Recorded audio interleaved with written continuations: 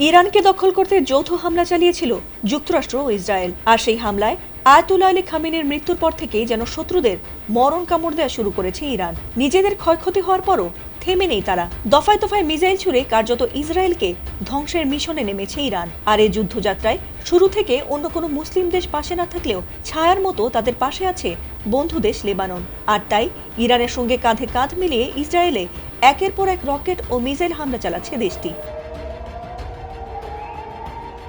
ইরানের ক্ষেপণাস্ত্র হামলার সঙ্গে মিল রেখে প্রায় একই সময়ে ইসরায়েলে বিপুল সংখ্যক রকেট ছুড়েছে লেবাননের সশস্ত্র গোষ্ঠী হিজবুল্লাহ। কয়েক মিনিটের মধ্যে উত্তর ইসরায়েলে অন্তত 3 দফায় রকেট হামলা চালিয়েছে তারা। একদিকে ইরান ব্যালিস্টিক মিসাইল ছুড়ছে, অন্যদিকে ইসরায়েলে বৃষ্টির মতো রকেট ছুড়ছে লেবানন। আর তাতে লণ্ডভণ্ড হয়ে গেছে ইসরায়েলের গুরুত্বপূর্ণ শহর, এমনকি জনবসতিও। ইসরায়েলের সংবাদ মাধ্যমের বরাত দিয়ে আল জাজিরার এক প্রতিবেদনে এমনটা জানা গেছে। ইসরায়েলের উত্তরাঞ্চল ও মধ্যাঞ্চল লক্ষ্য করে নজিরবিহীন ক্ষেপণাস্ত্র ও ড্রোন হামলা চালিয়েছে ইরান এবং লেবাননের ইরান সমর্থিত যোদ্ধারা। এছাড়াও উত্তর ইসরায়েলের কিরিয়াত শমনা ও হাইফা শহরে বিকট বিস্ফোরণের শব্দ শোনা গেছে। এছাড়াও হামলার তীব্রতা এতটাই বেশি ছিল যে গ্যালিলি থেকে শুরু করে হাইফা এবং সীমান্ত থেকে 50 কিলোমিটার ভেতরের জনপদগুলোতেও সতর্কতা সংকেত জারি করা হয় এবং সেখানে প্রতি মুহূর্তে সাইরেন বাজছে।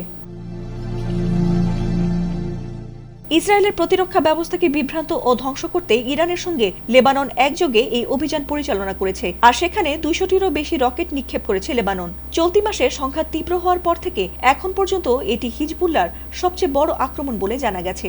ইসরায়েলি প্রতিরক্ষা বাহিনী বা আইডিএফ জানিয়েছে, এই জোরালো আক্রমণের ফলে দেশটির বিশাল এলাকা জুড়ে সাইরেন বেজে ওঠে আর তাতে আতঙ্কিত হয় বহু মানুষ। এমনকি বাংকার ও বম শেল্টারগুলোতে লাখ লাখ মানুষকে নিরাপদে আশ্রয় নিতে হয়।